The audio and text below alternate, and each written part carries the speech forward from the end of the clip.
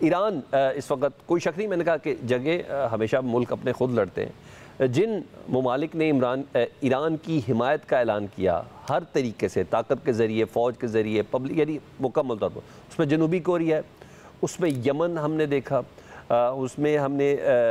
الجزائر، جی ہاں، اس کو ہم نے دیکھا کہ انہوں نے بتایا کہ ہم ایران کی مکمل طور پر حمایت بھی کرتے ہیں، ہر طریقے سے راضی بھی ہیں۔ تو آپ سمجھتے ہیں کہ ایران ان ممالک کی جن کے کہیں بارڈرز بھی نہیں لگ رہے، ان کے ساتھ مل کر امریکہ اور اسرائیل جیسی طاقتوں کو ہرا سکتا ہے؟ دیکھیں، تاریخ تو اسی طرح ہے۔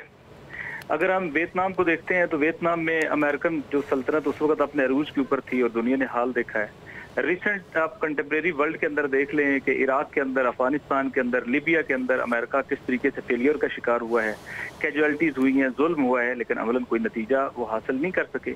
اب دوسری بات یہ ہے کہ اس وقت ایران جو ہے وہ اپنی جنگ نہیں لڑ رہا، بلکہ ایران بنیادی طور پہ غزہ کی جنگ لڑ رہا ہے، مظلوموں کی جنگ لڑ رہا ہے۔ اگر آج ایران جو ہے وہ غزہ سے ہاتھ اٹھا لے اور اپنی فارن پالیسی انڈیپینڈنٹ کرنا چھوڑ دے تو اس کے ساتھ تو شیک ہینڈ کرنے والے بہت سارے ممالک ہوں گے، تو حق بات کی قیمت تو دینی پڑتی ہے۔ لیکن بات یہ ہے کہ سپریمیسی، جو ویسٹرن سپریمیسی جس کی آپ بات کر رہے ہیں، اگر میں اس کے دو مٹیریل سمبل آپ کے سامنے بیان کروں، ایک F-35 ہے کہ اس سے اوپر کوئی ایئر سپیریورٹی ان کے پاس نہیں ہے، اور ایک ان کا Iron Dome missile defence system supported with the third ہے امریکن کا، اس سے اوپر کوئی ڈیفنس سسٹم نہیں ہے۔ دونوں کو آپ نے دیکھ لیں کہ F-35 آج 5 ہٹ ہو گئے ہیں، اور اس سے پہلے آپ دیکھ لیں کہ انہوں نے اسرائیل کا ڈیفنس سسٹم جو امریکہ کے تھرڈ کے ساتھ کنیکٹڈ ہے، جو دنیا میں سب سے ایکسٹریم ہے، انہوں نے کنٹینیوس اس کو پینیٹریٹ کیا ہے اور ڈیٹرنس سے ایڈجسٹ کر دیا ہے۔ یہ میں نہیں کہتا کہ ایران کا لاسٹ نہیں ہوگا، لیکن میں یہ کہتا ہوں کہ ایران جو ہے وہ امریکن امپیریلزم میں بہت بڑا ڈینٹ ڈالنے کی صلاحیت رکھتا ہے، اور امریکہ اس جرگ سے پھر نکل نہیں سکے گا۔ باقی یہ بات ہوتی ہے کہ دیکھیں، پرنسپل اور اصولوں کی قیمت ادا کرنی پڑتی ہے۔ آپ کے سامنے آپشن ہی دو ہے، ہم تاریخ میں اگر ہم اس کو اس تناظر میں نہ بھی دیکھیں، آپ کو کہا جاتا ہے یا ہیومیلیشن قبول کریں، سرنڈر کریں اور انکنڈیشنل سرنڈر کریں، یا آپ جو ہے وہ تباہی کا سامنا کریں، تو بالآخر آپ کو ہمیشہ قومیں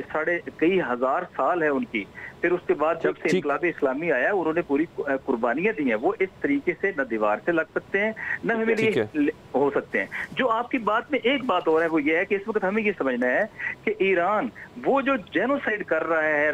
اسرائیل، اس کے مقابلے میں بند اور رکاوٹ ایران ہے۔ یہ جو عالمی امپیریلسٹ پاور کے اہداف ہیں دنیا کے اندر گلوبل چینجز لانے کے، بالخصوص جو آپ کہہ لیں کہ جو shift of power from west to east ہے، اس کو روکنے کے لیے جو وہ کام کر رہے ہیں، اس میں سب سے بڑی رکاوٹ جو ہے وہ ایران ہے۔ اور ایران کا انسٹیبلٹی جو ہے نا، اگر آپ ریجن کی بات کریں، وہ ترکی کی ہے انسٹیبلٹی ہے، پاکستان کی انسٹیبلٹی ہے، پورے ریجن کی انسٹیبلٹی ہے۔ اور پھر ایران کا کھڑے ہونے کا مطلب یہ ہے کہ جب وہ اپنے رائٹ کے لیے کھڑے ہوتا ہے تو وہ ہمارے لیے ڈیفنس لائن ہے کہ ہم اپنے رائٹ کے اوپر سٹینڈ دے سکتے ہیں۔ تو امت مسلمہ کو یہ سمجھنا ضرور چاہیے کہ خاموشی ان کے مفاد میں نہیں ہے۔ ایران اپنی جنگ لڑ جائے گا، ایران اپنے آپ کو سرخرو کر جائے گا، مسئلہ آپ کا ہمارا ہے کہ ہم بھی سرخرو ہوں اور اس مسئلے کے اوپر ان کو تنہا نہ ہونے دیں۔ پہلے بڑا ظلم ہوا ہے غزہ کے اندر، ہماری خاموشی سے یہ سارا کچھ ہوا ہے، لیکن یہ خاموشی اب جو ہے وہ امت مسلمہ کے اور ہم سب کے مفاد میں نہیں ہے۔